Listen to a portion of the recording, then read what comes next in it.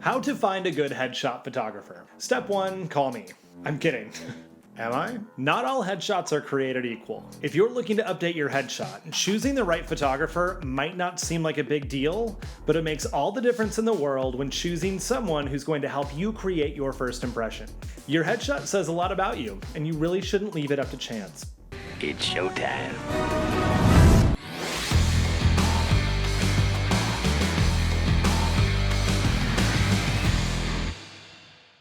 Hello, I'm Mike Lloyd. I've been a professional photographer for 12 years, and I have done I don't know how many headshots for all different kinds of people in all different industries. And I'm going to give you my 4 tips to find the right kind of headshot photographer for you. And I'm going to give you one bonus one at the end, because after I wrote out all the script for this thing, I'm like, I'm going to go the extra mile. I'm going to give it 110% and give you one more. So first, what story are you telling with your photo? Second, how do you want to use your headshot? Third, can you see yourself in their images?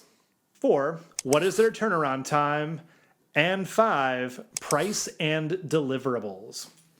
All right, so what story do you want to tell with your photo? This is super important because this will help you choose the right kind of photographer. If you want to show that you are calm and approachable yet professional, that's cool. Now, knowing the kind of message you want to send with your headshot, you can find a photographer whose work says those things. Whether you're an actor or an actress, or you're going to update your LinkedIn profile, whatever the usage may be, knowing how you want to present yourself will help you find the right person. Think of it in terms of movies. If I want to create an action movie, I'm going to get somebody like Michael Bay to direct it, right? I'm going to have explosions everywhere. However, if I want to go with more of like a comedy feel, probably get somebody like Seth Rogen, something like that, right? But I'm not going to go for like a dark Tim Burton style movie and then ask somebody like Ron Howard of Happy Days era to direct the film. Same thing with a photographer. Find somebody whose style tells the story that you want to tell. Number 2, how do you want to use your headshot? This is also going to make a difference of how you choose the photographer. Is this going to be inside of your book cover? Is this going to be your LinkedIn profile? Is this on your resume, your business card, your website? Does it need to go on a corporate website and match somebody else's style? All of these things should be considered. So when you start approaching photographers, you can say, hey, I need a new headshot. It's going to go inside the cover of my book, or it's going to be put on this billboard, wherever it may be, because we need to know that sort of usage so that we can help you plan the right shoot. For example, whether you're looking left or right or straight on in the photo, I need to know where the image is going to go because that makes a difference. Also, what is the background going to be behind you, which goes back to the story you're telling? Does it make sense to do it in an office, to do it against a photo backdrop, to do it outside? What kind of outside environment? If we know where you're going to use the image, we can build the right scene. Another example, if you are trying to get a new job and you are updating your profile on LinkedIn, then it's great to have a brightly colored background because as people are scrolling through profiles, everything is gray, blue, and green. And then suddenly you're going to have an orange or a red background. That is going to stop somebody's scroll and they'll take a second look at your profile. Doing that is going to be different than doing a realtor headshot that's going to go on the signs that, the open house or for sale signs on somebody's property. Entirely different usage, and we can help you plan the right shoot as long as we know what you're going to do with it. I always ask these questions of everyone who reaches out to me, and if you hire a legit photographer, they will do the same, but something to start thinking about ahead of time so that when you get on the phone, you're prepared with this information. 3, style. Can you see yourself in their images? Photographers are artists. We put our own touch on our work. We see the world a certain way and we produce art a certain way. We'll go back to the movie thing. If I want super dark, moody, whimsical, I'm going to have Tim Burton do something for me.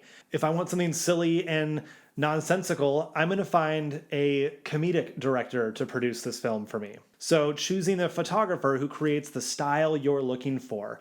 Is it very traditional? Is it more modern? Is it naturally lit? Is it bright and airy? Is it more dark and moody? What sort of feel do you want to go for? And the easiest way to do that is to start looking at examples, and then certain ones will resonate with you. And you're like, oh, that is the style that I could see myself shooting.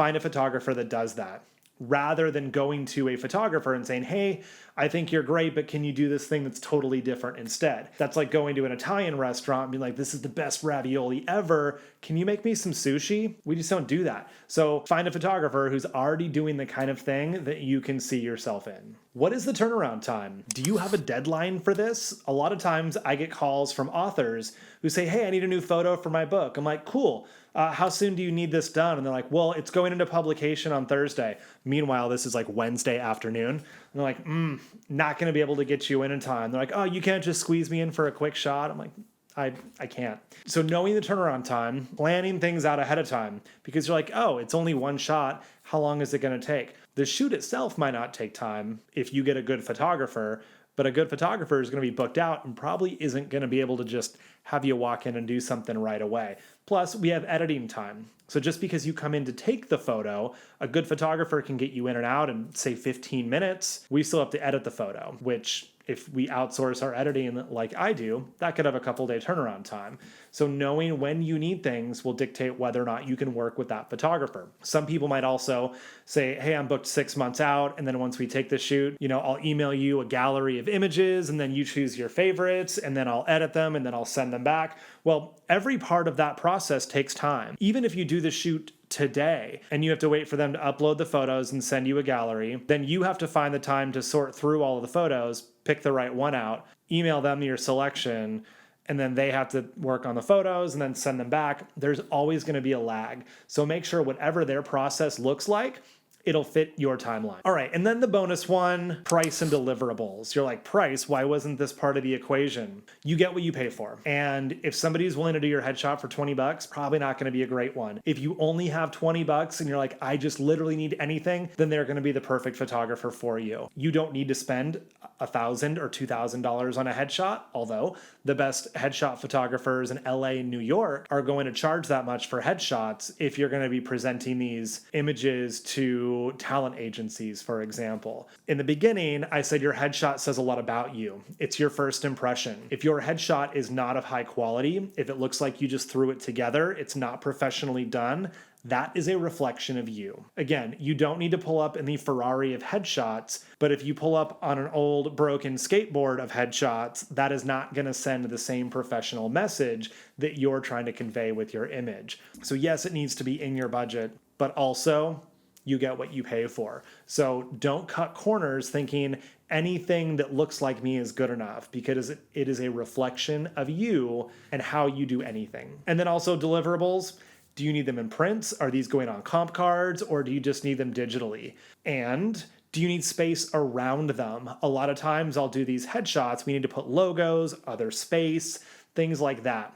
And this goes back to how do you want to use the image? Knowing things like that will tell me how I'm going to shoot it. The photographer needs to have the setup to create enough space around your image, to crop it in a certain way. Whatever it needs to be, let them know ahead of time to make sure they can do it. So there you go. 5 easy tips to consider when picking your perfect headshot photographer. What story are you telling with your image? How do you want to use your photo? Does the photographer have a style that resonates with you? What is their turnaround time? And what is your budget? And what are the deliverables that you need? So if you want any other help picking out a photographer, I've got some great videos on this channel. One of them is called How to Find a Photographer, although this one right here is pretty thorough. And if you're looking to get into photography, maybe you want to take more headshots of other people, I've got a ton of great videos on here about how to get clients, about how to do lighting, how to build your brand and start making money as a professional photographer. You are amazing. I'll see you next time.